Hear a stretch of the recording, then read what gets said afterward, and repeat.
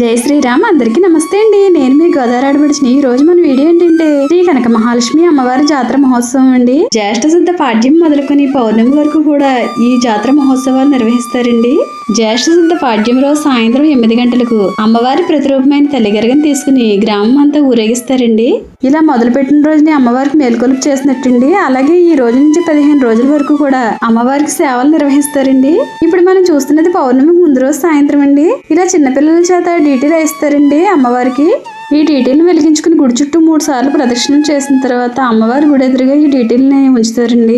చీకటి పడే కొలితే జనం ఎక్కువైపోతారండి. దాని గురించి సాయంత్రం 4 గంటల నుంచి ఇలా డీటీలు వేయడం ప్రారంభించారండి. చిన్నపిల్లలు వేసి ఈ కాగడాలతో గుడి ప్రాంగణం అంతా ఎంతో ఆహ్లాదకరంగా కనిపిస్తుందండి. ఇలా పిల్లలంతా కాగడాలు వేసి అమ్మవారి దర్శనం చేసుకుంటూ ఉంటారండి. అలాగే సాయంత్రం 8 గంటల తర్వాత అమ్మవారి ప్రతిరూపమైన తల్లిగరగను తీసుకుని ఆలయ ప్రాంగణంలో మాదిక డప్పులతో బాజా భజంత్రీలతో గరగ నృత్యాలు నిర్వహిస్తారండి. సంవత్సరానికి ఒకసారి నిర్వహించే ఈ జాతరకు ఈ గ్రామం వారే కాదండి, పొరుగు గ్రామాల నుంచి కూడా ఈ అమ్మవారి జాతరకు వస్తారండి.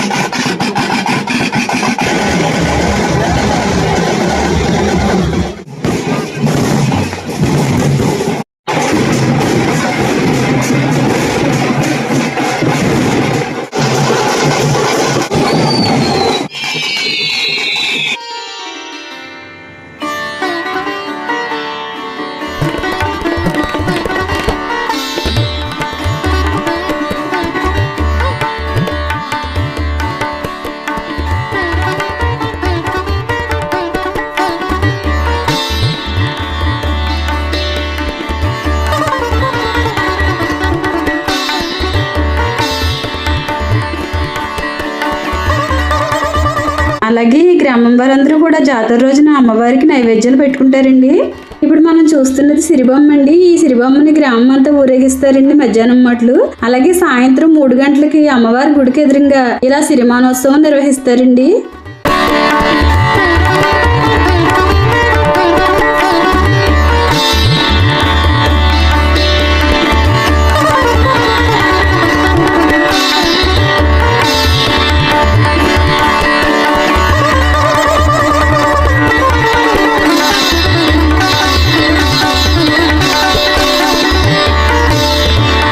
ఇలా సిరిమానోత్సవం పూర్తయిన తర్వాత సాయంత్రం 8 గంటలకు శ్రీ కనక మహాలక్ష్మి అమ్మవారిని పుట్టింటికి తీసుకొస్తారండి. ఇదేనండి శ్రీ కనక మహాలక్ష్మి అమ్మవారి పుట్టినిల్లండి.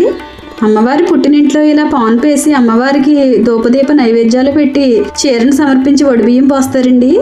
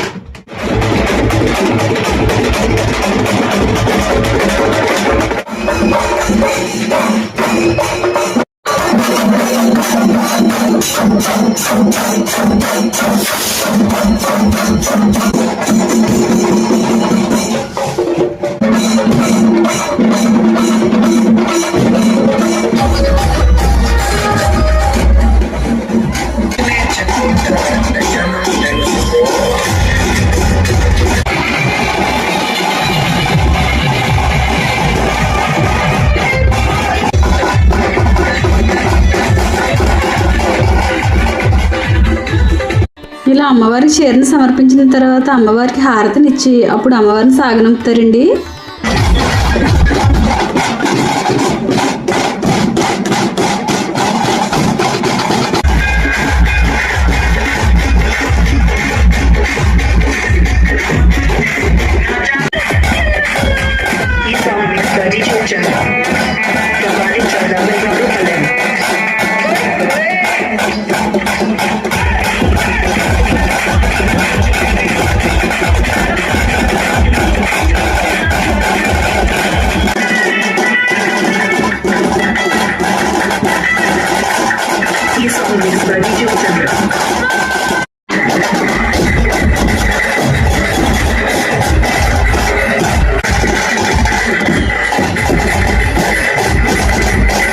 అమ్మవారు బయలుదేరిన తర్వాత అమ్మవారి వెనకాల చలివిడి పానకాలు అలాగే బిందెలతో పసుపు నీళ్లు పట్టుకుని వెనకాల వస్తారు.